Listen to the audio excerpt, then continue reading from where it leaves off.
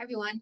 This week, you are continuing to work on researching and drafting your essay one. I'm asking you to submit some thesis statements and to submit either an outline or some interview questions you might be using to interview someone in your source list for essay one. However, I have you reviewing some content on quoting and citing, so I thought I would do a short video to accompany that PowerPoint, finding maybe that would be helpful for some. So you have sources that you need to incorporate for essays one and essay two. And in order to do that, you have to both use the sources within the body of the essay, and you have to cite a full list of your sources at the end of the essay. This is known as your works cited or your bibliography. And if you're unfamiliar with citing and formatting, or it's been a while, we tend to use MLA, which stands for Modern Language Association formatting in humanities-based courses such as this. And that is the one formatting style that I'm the most versed in because I was required to write all of my papers in it. You might use APA if you're in more science-based courses. In this class, we use MLA. So it is a way for us to format both the look of the essay, so the spacing and the font sizes and styles, as well as, again, for us to cite our sources, to protect ourselves from plagiarism, to boost the ethos or confidence and credibility of our readers in our work. And it also gives your reader a roadmap to find the sources that you used. So as you begin to think about research that you're doing for this first essay, as it relates to something in your profession, you need to find outside sources. So sources beyond your own experience and beyond your own beliefs and attitudes. And by adding outside source material to your work, you are strengthening your ethos. So it's not just based on your own perspective and your own experience, but you're bringing outside research into it to help bolster your argument. So think about finding some sources. That could be a TED Talk, a YouTube video, an interview you do with someone in the field, an online article, a database article, a book, passage from a book, a chapter from a book. Lots of sources out there, lots of different ways to use those sources. But what you're probably going to find easiest to do, especially with this first essay, is to quote someone verbatim, which means that you are quoting something they said exactly as it was said or as it was written. So you do that to, again, include that outside information into your essay and to add strength to your own argument.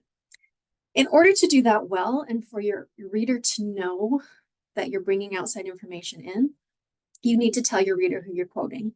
So most people will know who J.K. Rowling is, the author of the popular Harry Potter series, but not everybody will immediately recognize that author's name.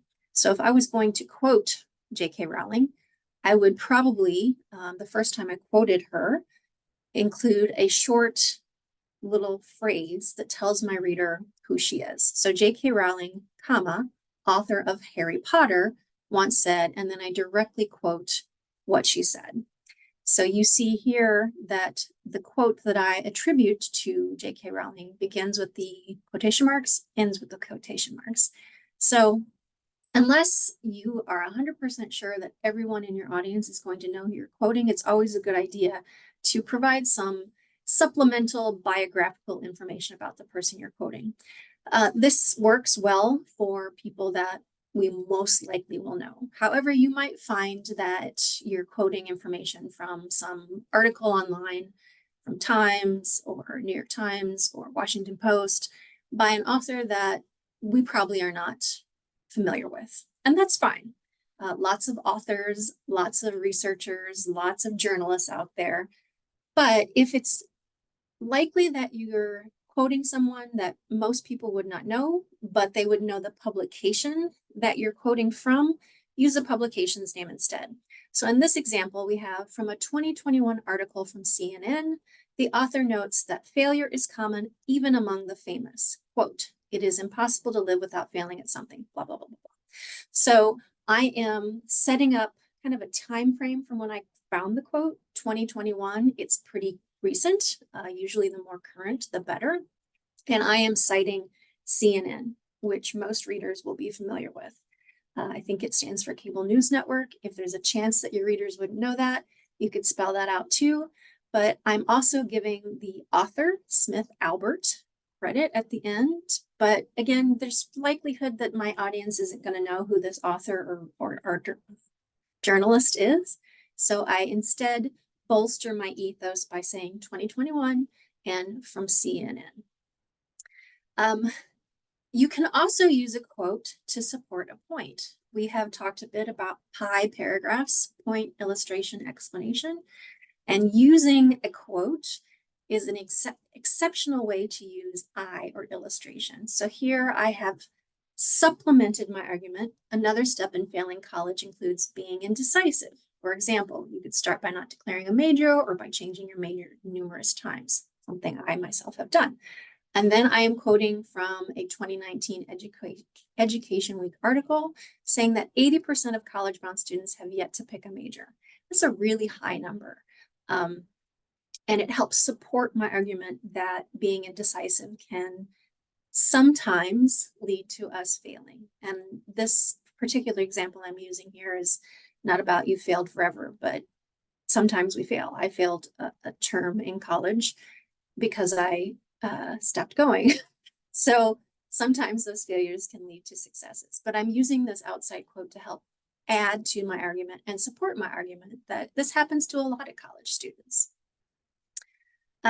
We also can use it to conclude. So this would be considered the end of the essay. This was an essay about failing college and what that entails and how to do it. It was kind of a lighthearted, tongue-in-cheek, how to fail at going to college. And, you know, it starts out with, I learned the hard way by following my advice. You can learn the hard way too. And then I quote from Johnny Cash, who probably most everyone will be familiar with, but if I wasn't sure, I could say the country music singer, Johnny Cash, you build on failure, etc. So there's lots of ways for you to use quotes within your essay, and you will need to use quotations or quotes within your essay because you are using outside sources. So in order to do that, again, you put quotation marks around the start and the end of what someone says, and you end the quote with either a reference to their name or the publication. This builds up your ethos or your credibility, and it does prevent you from plagiarizing. You want to always cite your sources. I always, when I'm writing, I oversight. I mean, if there's a chance that somebody could not tell my words from somebody else's, I'm going to be meticulous about making sure that I give credit to the person I'm taking that information from. And it's just, I feel safer oversighting. At the end of your essay, you will then have a works cited page, and this is the last page of your essay. So if you have written a 3-page paper, it would be page 4.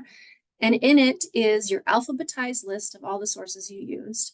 And even though it might seem frustrating and tedious to, rather than copy paste a URL or a website link into the works cited, because everybody can just click on that and go to it, you do have to follow a particular format for MLA. And that includes, I was going to see if I had an example here. It includes things like the author's name first, if there is one, the title of the article or the story that I'm taking it from, the title of the source, like a web page or a newspaper, and then the date that you found that information. So this is part of MLA format. And on this screen, I have some websites that, if you're not familiar with them, you might find helpful. EasyBib, NightCite, and Citation Builder are all automatic citation websites that help you cobble together what an MLA format would look like.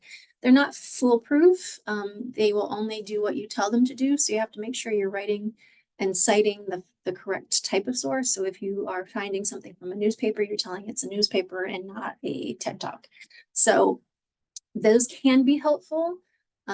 Oftentimes, if you're using articles such as in the database, even though we haven't talked about those yet, some of you may have used databases before. Those have automatic citation builders in them, which makes them even easier and more friendly to use.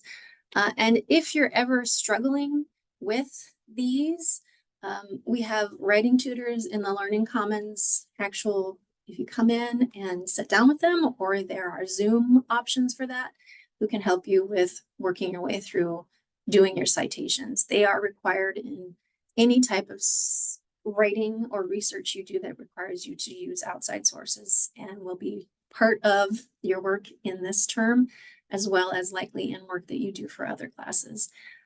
Or if you're just struggling and you want me to look at something, I'm happy to have you send that to me and we can meet like this, go over your source material too. So that's a very short overview of coding and citing that goes along with this PowerPoint, but I wanted to put that out there in case it's been a while or you haven't done it at all, so that you're familiar with what that looks like and to start thinking about keeping track of those sources. All right, as always, let me know if you have questions and have a great day.